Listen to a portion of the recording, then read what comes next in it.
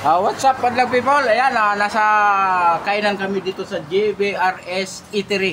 Ayan, may isang, Carlo Biker. Ayan, Carlo Biker, mula pa ng Baguio City. Papunta siya ng Davao City. Oh, tingnan nyo yan. Intercity ang kanyang pedal. Nakabike lang siya. Ayan, so, ngayon, isasakay ko siya hanggang Daraga.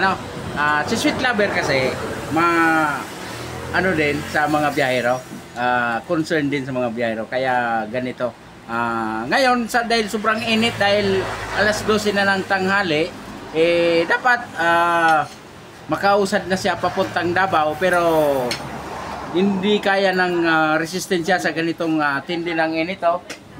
Matindi ang init ngayon. Nagpaalam ako sa team leader ko na pwede ko isakay sa truck. Ayan, may mga, yung kasama mo, asa na ba sila?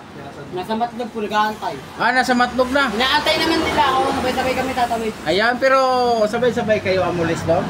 Alis yung Davao. Di, doon sa Baguio. Ayan.